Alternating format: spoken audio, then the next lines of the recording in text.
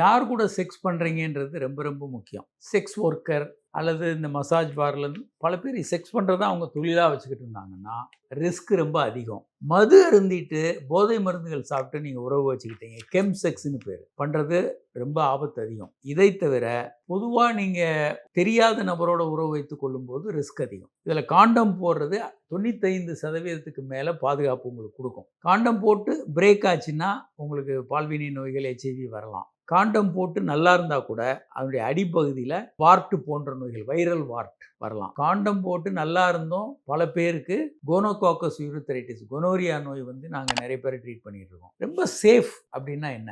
Safety ABC தான் WHO உலக சுகாதார நிறுவனம் சொல்கிற ABC 3 விஷயம்.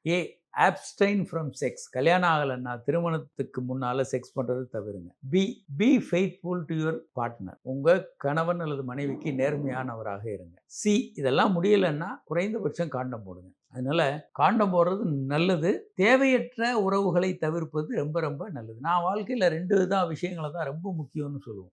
ஒன்று ரெக்லெஸ் டிரைவிங், தண்ணி அடிச்சுட்டு கண்ணா பின்னான்னு வண்டி ஓட்டுறது. உயிர் போச்சுன்னா திரும்ப வாங்க முடியாது, கால் கை போச்சுனாலும் திரும்ப உங்களுக்கு கிடைக்காது. 2வது ரெக்லெஸ் செக்ஸ், தண்ணி அடிச்சுட்டு செக்ஸ் பண்ணுறது, ரேண்டமாக யாரோட வேணாலும் செக்ஸ் பண்ணுறது, கண்ணா பின்னான்னு உங்கள் செக்ஸ் லைஃப்பை ஒரு தவறாக வச்சுக்கிறது அப்படின்றது. பால்வினை நோய், HIV எல்லாம் உங்களுக்கு வந்துருச்சுன்னா அதுக்கப்புறம் உங்கள் வாழ்க்கையே உங்களுக்கு ரொம்ப கஷ்டமாக இருக்கும். பால்வினை நோய்கள் வந்தாலும் ரொம்ப சிரமப்படுவீங்க.